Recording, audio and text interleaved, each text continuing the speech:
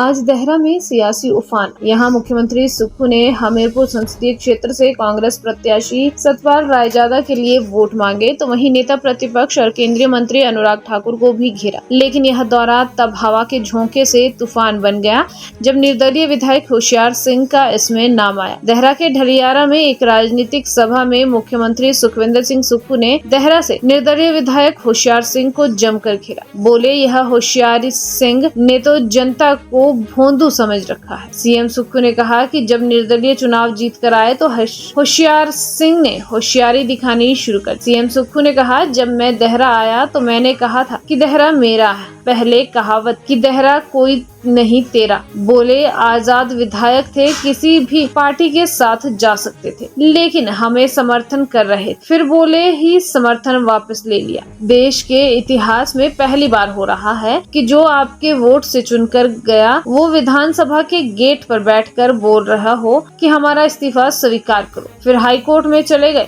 वहाँ भी केस चला हुआ है। अब विधानसभा अध्यक्ष कानून के हिसाब से फैसला करेंगे। प्रस्तुत हुआ, सब लोगों ने बड़ी प्रशंसा की। यहाँ से निर्दलीय प्रत्याशी चुनाव जीत कर गए।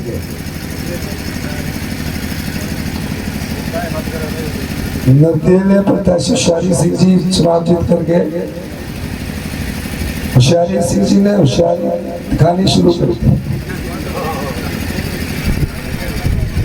अब देखिए, होशियारी सिंह जी आ सकते, बोला हम आपको वोट डालेंगे। मैंने कार्यक्रम किया, उसमें मैंने कहा था कि तेरा, कहते कोई नहीं तेरा, मैंने कहा था तेरा मेरा, ये मैंने कहा था। आराम करना है।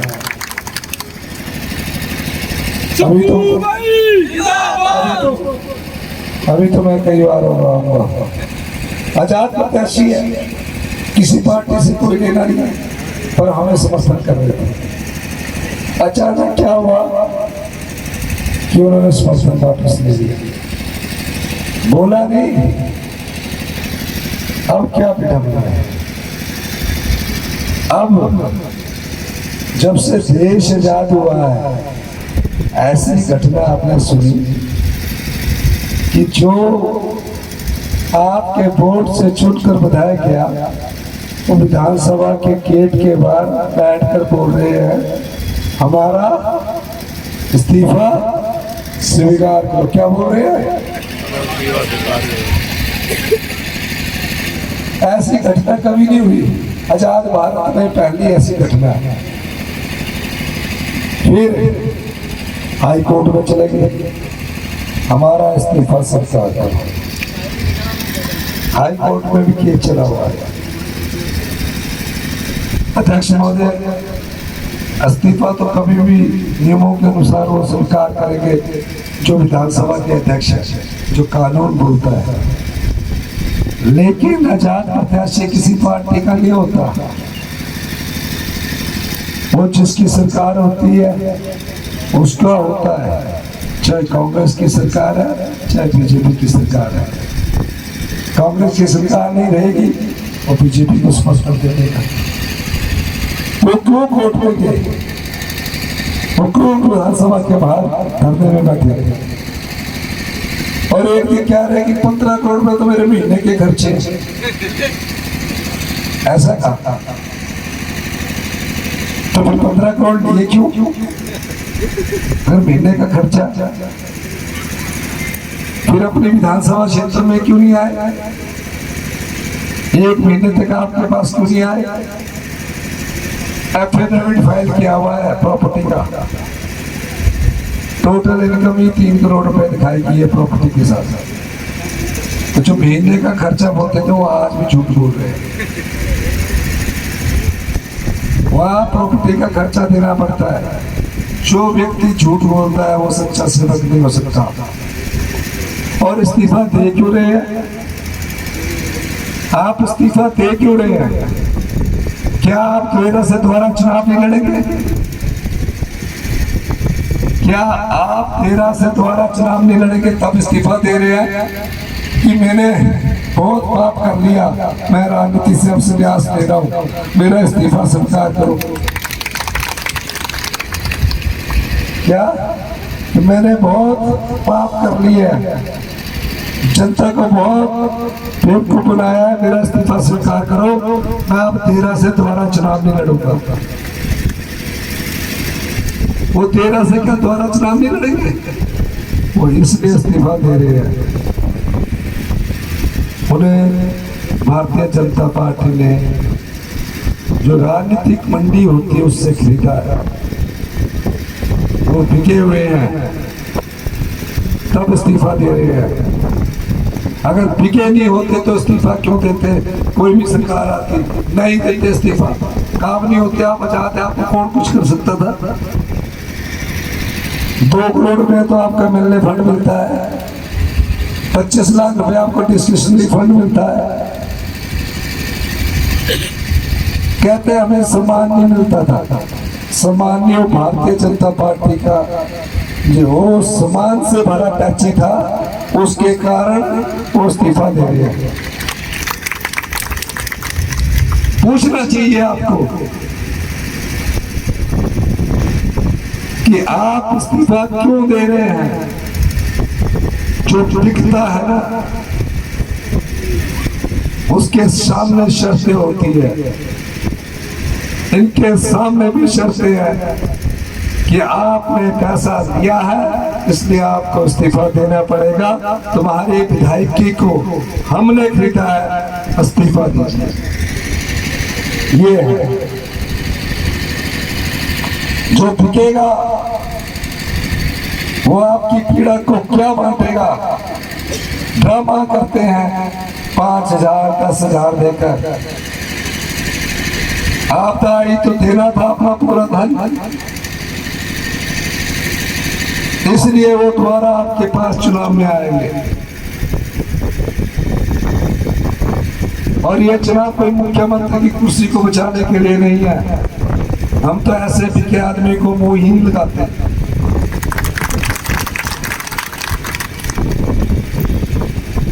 ये जो चुनाव है ये मुख्यमंत्री की कुर्सी के लिए नहीं है, हमारी कुर्सी अभी 3.5 साल आपका काम करेगी।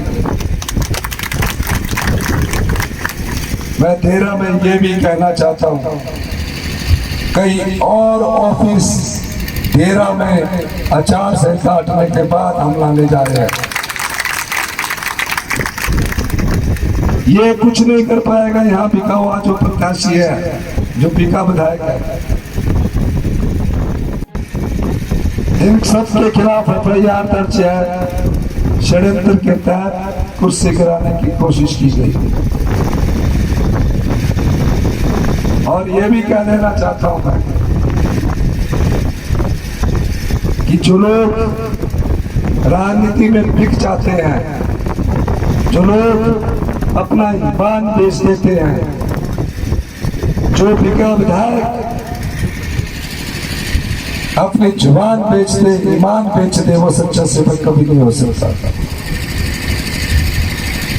हमारी कुर्सी में हमने कहा कि 2 और विधायक लोकसभा के चुनाव लड़िए, 2 और विधायकों का हम लोकसभा का चुनाव लड़ा रहे हैं। तो आप बताइए कि इन लिखे हुए आजाद प्रत्याशी को इस्तीफा देने की क्या जरूरत है? मैं आपसे सिर्फ अपील करने आया हूं, ये इलेक्शन कोई सरकार बनाने के लिए नहीं है, ये इलेक्शन देश की राजनीति की दिशा और दशा तय करने के लिए है। हम देव संस्कृति के लोग हैं, भगवान में विश्वास रखते हैं, रोज सुबह उठकर पूजा करते हैं और कहते हैं कि अच्छे काम करने की हमें हिम्मत दे। पर भारतीय जनता पार्टी ने जनता की भावनाओं का सौदा किया। 28 तारीख को बजट जब आपका पास हुआ कहा कि मुख्यमंत्री जी ने इस्तीफा दे दिया। मैंने कहा हम संघर्षशील लोग हैं, 20 साल MLA बनते हो गए हैं, पद की ज्यादा लालसा नहीं है, लेकिन जिस प्रकार से आप पैसे के दम पर सत्ता की कुर्सी को देना चाहते हैं, ऐसा हम नहीं होने देंगे। क्योंकि पैसे के दम पर जो लोग सत्ता की कुर्सी चाहते हैं वो सच्चे सेवक नहीं होते। और मैं एक योद्धा हूँ, इसको योद्धा की तरह लड़ूंगा। जयराम ठाकुर जी ने कहा इस सरकार को भगवान भी नहीं बचा सकता। 29 तारीख को गवर्नर के पास चले गए। गवर्नर के पास जाने के बाद कहा कि वोट आज हो जाने चाहिए क्योंकि ये माइनॉरिटी में है। फिर जो गवर्नर साहब ने देखा, कहा हमारे पास तो 25 ही विधायक है, ये 34 है, 9 आज भी शॉर्ट है। तो दर्जी के पास सिलस लाया कोट पैंट, किल्ली में ही टंगा रह गया, तो टंगा ही रहेगा, वो टंगा ही रहेगा। इसलिए मैं आज आपके पास आया।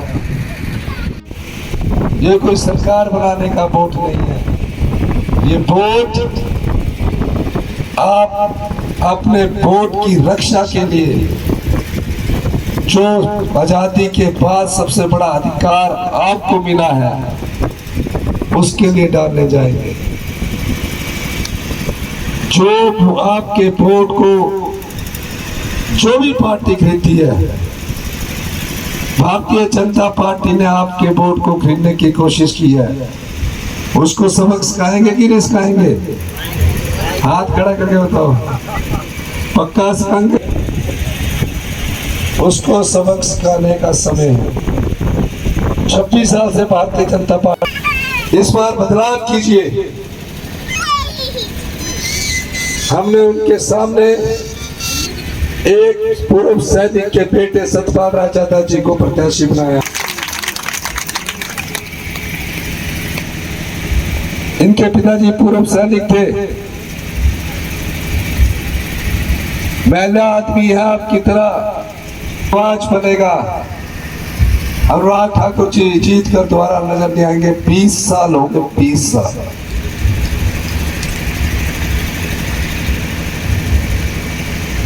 क्या किया उन्होंने?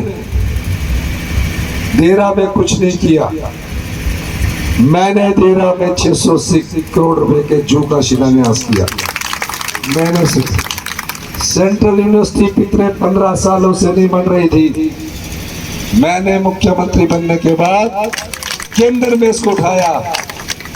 केंद्र में 10 साल पहले इसका शिलान्यास हुआ था। मैंने अपनी कभी ये नहीं कहा। अभी तो ये शुरुआत है। देरा में आने वाले समय में 3.5 साल जब हमारी सरकार है, देरा का भविष्य उज्जवल है। पर इसके लिए दो चीजें आपके पास है। एक तो उस बेईमान को जिसने आपके वोट को बेचा, आपकी विधायकी को बेचा है, इस वोट के माध्यम से आप उसको सबक सिखाएंगे। इसलिए अधिक से अधिक आप सतपाल रायजादा जी को वोट डालेंगे कि नहीं डालेंगे? आप खड़ा करके बताइए। खड़ा करके। मैं इस मंच से आश्वासन देना चाहता हूँ। 15 महीने में मैं और भी काम किया था। मैंने आम लोगों के लिए काम किया है, आप जैसे लोगों के लिए काम किया। कोई नहीं सोच सकता था कि विधवाओं के बच्चों की पढ़ाई फ्री हो जाएगी, अनाथ बच्चों की पढ़ाई फ्री हो जाएगी।